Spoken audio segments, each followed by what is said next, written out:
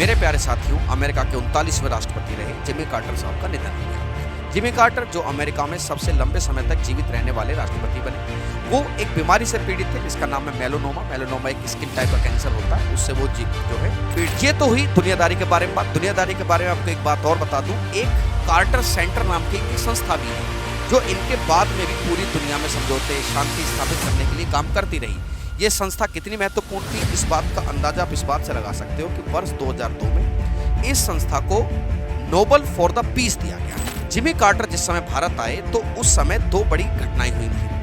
Emergency को तो आप ये कह सकते हो कि तो चलो हमारे देश का अंदरूनी मामला था, लेकिन दो चीजें ऐसी थी जो पूरी दुनिया से जुड़ी हुई थी। पहला 1971 का वॉर। 1971 के वॉर के बारे में आप अच्छे से जानते हैं कि उस वॉर में अमेरिका पूरी तरीके से पाकिस्तान के सपोर्ट में था।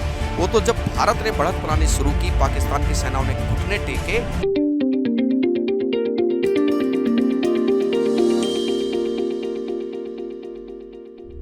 आरजी ज्ञान सबसे सटीक। नमस्कार, जय हिंद साथियों, स्वागत है आप सभी लोगों का आरजी ज्ञान पर। मैं सुशांत कुमार हाजिर हूं फिर आपके साथ एक नई चर्चा के साथ। मेरे प्यारे साथियों, अमेरिका के 39वें राष्ट्रपति रहे जिमी कार्टर साहब का निधन हो गया। जिमी कार्टर जो अमेरिका में सबसे लंबे समय तक जीवित रहने वाले राष्ट्रपति बने, वो एक बीमारी से पीड़ित थे जिसका नाम है मेलानोमा। मेलानोमा एक स्किन टाइप का कैंसर होता है, उससे वो जो है पीड़ित थे। फाइनली उनकी डेथ हुई और डेथ के बाद चर्चा शुरू हुई उनके अचीवमेंट्स की, भारत से उनके संबंध की। दोनों ही किस्से बड़े महत्वपूर्ण हैं, एक तो दुनियादारी के लिए, एक भारत के लिए उनका क्या उनके मायने थे, उनके राष्ट्रपति काल के भारत के लिए क्या मायने थे। दोनों ही बातों की चर्चा शुरू हुई। दोनों ही किस्से बड़े दिलचस्प हैं, लेकिन आप सबसे पहले आप जिमी कार्टर साहब के बारे में जानिए। जिमी कार्टर अमेरिका के 39वें राष्ट्रपति रहे थे। 1 अक्टूबर 1924 को पैदा हुए जिमी कार्टर, जो जॉर्जिया के गवर्नर भी रहे और उसके बाद वो राष्ट्रपति पद का चुनाव लड़े और राष्ट्रपति बने भी। हालांकि उनकी 1980 में हार होती है। हार के पीछे की वजह थी 1978 में हुई ईरानी क्रांति। ईरानी क्रांति आप सभी जानते हो, खुमैनी साहब ने जब सत्ता को उखाड़ फेंका था ईरान के शाह को। ईरान का जो शाह था, मैं आपको क्लियर करूं, आज भले ही ईरान अमेरिका का विरोधी है या अमेरिका ईरान का विरोधी है, लेकिन जब तक वहां पर तानाशाही थी, शाह का शासन था, शाह जो है वो अमेरिका का पिट्ठू था, तो तब तक ईरान और अमेरिका के संबंध ठीक ठाक थे। जैसे ही वहां पर ईरानी क्रांति हुई है, जैसे ही शाह की सत्ता को उखाड़ फेंका गया, तो ये बात उनके खिलाफ जाती है और 1980 में इलेक्शन हार जाते हैं। इन्होंने अपने राष्ट्रपति के काल में एक बड़ा महत्वपूर्ण काम किया था जिसे कैंप डेविड अकॉर्ड कहते हैं। कैंप डेविड अकॉर्ड जो मिस्र के राष्ट्रपति अनवर सादात और इजराइल के प्रधानमंत्री मेनोचेम बेगिन के बीच में कराया गया था। इससे जो इजराइल और मिस्र है उनके बीच में शांति स्थापित हुई थी, जो इनके टाइम पीरियड का एक बहुत बड़ा अचीवमेंट माना जाता है। क्या? कैंप डेविड अकॉर्ड या कैंप डेविड समझौता की इसको संज्ञा दी जाती है। ये तो हुई दुनियादारी के बारे में बात। दुनियादारी के बारे में आपको एक बात और बता दूं, एक कार्टर सेंटर नाम की इनकी संस्था भी है जो इनके बाद में भी पूरी दुनिया में समझौते, शांति स्थापित करने के लिए काम करती रही। यह संस्था कितनी महत्वपूर्ण थी, इस बात का अंदाजा आप इस बात से लगा सकते हो कि वर्ष 2002 में इस संस्था को नोबेल फॉर द पीस दिया गया। नोबेल प्राइज मिलता है शांति वाला कार्टर सेंटर को। यह तो हुई जिमी कार्टर साहब के बारे में वो बातें जो उनके गृह देश से जुड़ी हुई हैं और पूरी दुनिया की पॉलिटिक्स से जुड़ी हुई हैं। उनके निधन पर काफ़ी लोगों की प्रतिक्रिया आ रही हैं। ऐसी कोई प्रतिक्रिया नहीं थी जो नेगेटिव हो, सब लोगों ने उनको अच्छा ही बताया, चाहे वो जो बाइडेन साहब रहे हों, बराक ओबामा रहे हों, या अब अमेरिका के राष्ट्रपति बनने वाले डोनाल्ड ट्रंप रहे हों। अब चर्चा उनकी भारत के साथ संबंध की। मेरे प्यारे साथियों, 1978 की बात है जब जिमी कार्टर भारत आए। जिमी कार्टर जिस समय भारत आए तो उस समय दो बड़ी घटनाएं हुई थी। इमरजेंसी को तो आप ये कह सकते हो कि तो चलो हमारे देश का अंदरूनी मामला था, लेकिन दो चीजें ऐसी थी जो पूरी दुनिया से जुड़ी हुई थी। पहला 1971 का वॉर। 1971 के वॉर के बारे में आप अच्छे से जानते हैं कि उस वॉर में अमेरिका पूरी तरीके से पाकिस्तान के सपोर्ट में था।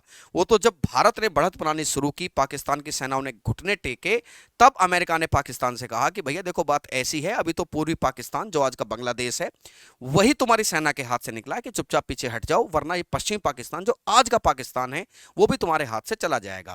यानी कि 1971 का जो वॉर था, उस वॉर हमारी प्रधानमंत्री इंदिरा गांधी अमेरिका की नजरों में खटकती थी, इस बात में कोई शक नहीं है। इस बात में आप सभी जानते भी होंगे कि हमारी प्रधानमंत्री के बारे में कथित तौर पर अपशब्द भी अमेरिका में कहे जाते थे। इस बात को लेकर उनको एक जिद्दी महिला, और मैं वो शब्द नहीं लेना चाहता जिस शब्द का प्रयोग उन्होंने किया था, ठीक है। कौन थे? हेनरी किसिंजर उस समय उनके सचिव हुआ करते थे, जो बड़ा खराब शब्द बोलते थे इंदिरा गांधी के लिए। 1971 की इस घटना से अमेरिका नाराज हुआ क्योंकि उसका प्रिय मित्र पाकिस्तान उस युद्ध को हार चुका था। उससे बड़ी घटना जिसने पूरी दुनिया को प्रभावित किया वो थी 1974 की। हमने पोखरण में अपना पहला न्यूक्लियर टेस्ट किया। इसके बाद अमेरिका की निगाहें भारत के ऊपर टेढ़ी हो जाती हैं कि एक तो 1971 का वॉर, दूसरा आपने न्यूक्लियर टेस्ट कर दिया। तो इससे अमेरिका भारत से नाराज था। 1978 में जब जिमी कार्टर प्रेसिडेंट बने तो जिमी कार्टर भारत आते हैं। जिमी कार्टर भारत आए, उस समय भारत में जनता पार्टी की सरकार बन चुकी थी और मोरारजी देसाई उस समय प्रधानमंत्री थे। जिमी कार्टर साहब की यहां पर मोरारजी देसाई साहब से मुलाकात होती है। मोरारजी देसाई साहब से जिमी कार्टर ने कहा कि देखो भाई, भारत मतलब India, you the prime minister साहब, आप एनपीटी पर साइन कर दीजिए। क्या है एनपीटी, पहले समझिए। न्यूक्लियर प्रोलिफरेशन ट्रेटी, जो ये कहती है कि आगे कोई भी देश, जो देश उस पर साइन कर देता है वो कोई न्यूक्लियर टेस्ट नहीं करेगा। इसका मतलब यह है कि इनकी पूरी निगाह इस बात पर थी कि भारत अपने परमाणु कार्यक्रम, न्यूक्लियर प्रोग्राम को ठीक ठाक तरीके से रोक दे। लेकिन यहां पे तारीफ करनी होगी मोरारजी देसाई साहब की कि उन्होंने वही जवाब दिया जो उन्हें एक भारतीय होने के नाते, जो उन्हें एक भारत के प्रधानमंत्री होने के नाते देना चाहिए था। उन्होंने कहा कि जिमी कार्टर साहब, आप मुझसे कह रहे हैं कि आप एनपीटी पे साइन कर दीजिए। मैं बिल्कुल कर दूंगा, मैं बिल्कुल कर दूंगा, अगर पूरी दुनिया के देशों से आप साइन करवाइए। पहले तो भाई, आपका अकेला दबाव भारत पे क्यों है? आप पूरी दुनिया के देशों से साइन करवाइए। दूसरा, मुझे इस बात की भी गारंटी दीजिए कि आने वाले समय में कोई और देश परमाणु हथियार बनाएगा नहीं। भाई, एनपीटी पे साइन करने का अर्थ है कि जो है आप टेस्ट नहीं करेंगे, ठीक है। आप पूरी दुनिया साइन कराओ कि पूरी दुनिया में कोई भी न्यूक्लियर टेस्ट नहीं करेगा। अब ऐसा तो नहीं है ना कि हम चुप बैठे रहें, हमारे पड़ोस में बैठा चाइना न्यूक्लियर टेस्ट करता रहे, पाकिस्तान न्यूक्लियर टेस्ट करता रहे, तो इस तरीके से तो हमारी जनता नेगेटिव हो जाएगी। भाई, जो चीज जब तक दिखेगी नहीं तब तक लोग मानेंगे कैसे? कि एक तो ये बात। दूसरा, आप पूरी दुनिया से प्रॉमिस लो कि पूरी दुनिया में न्यूक्लियर वेपन नहीं बनेंगे। तीसरा, आपके पास भी तो हैं, आप एक काम करो, आप उनको समाप्त कर दो। कहते हैं कि जिमी कार्टर साहब अवाक रह गए प्रधानमंत्री मोरारजी देसाई साहब के इस जवाब से। सैल्यूट टू मोरारजी देसाई, जिन्होंने जिमी कार्टर साहब को उसी भाषा में जवाब दिया जिस भाषा में जिमी कार्टर सुनना चाहते थे। ऐसा क्यों है कि आप भारत को ही दबाएंगे? और एनपीटी पर साइन करने का मतलब था कि भारत के न्यूक्लियर प्रोग्राम को आप या तो स्टेबल कर दीजिए, या स्टेबल से मतलब स्टेबल होने से रोक दीजिए, कि आप अपने जो परमाणु कार्यक्रम है उसको पूरी तरीके से आप उसको रोक दो, ठीक है। लेकिन मोरारजी देसाई साहब ने इस बात से साफ इनकार कर दिया कि भैया, हमारा कोई इरादा किसी प्रकार का नहीं है, और हम 100% एनपीटी, अच्छा एनपीटी साइन आज तक भी नहीं किया इंडिया ने, मैं आपको बता दूं। हम न्यूक्लियर टेस्ट करने के लिए आजाद हैं, ठीक है, और करना भी पड़ता है, खासकर जब हमारे जो पड़ोस में ऐसे देश बैठे हो जिनका आज से कल का भरोसा नहीं है। दूसरा, एक रोचक तथ्य और मैं बताना चाहूंगा। जब जिमी कार्टर साहब भारत आए तो गुड़गांव का एक गांव पड़ता है एक गांव है दौलतपुर नसीराबाद, गुड़गांव हरियाणा, उत्तर भारत का हरियाणा राज्य, और दिल्ली से लगता हुआ एक उनका शहर गुड़गांव। दौलतापुर नसीराबाद गांव में कहते हैं कि कुछ समय के लिए जिमी कार्टर की माताजी रुकी थी। बाद में जिमी कार्टर कहते हैं कि उन्हीं के नाम पर उस गांव का नाम कार्टरीपुर कर दिया गया। क्या कर दिया गया? कार्टरीपुर। बड़ी रोचक बात है कि अमेरिका के एक राष्ट्रपति, उनके नाम से भारत में एक गांव है, नाम है कार्टरीपुर।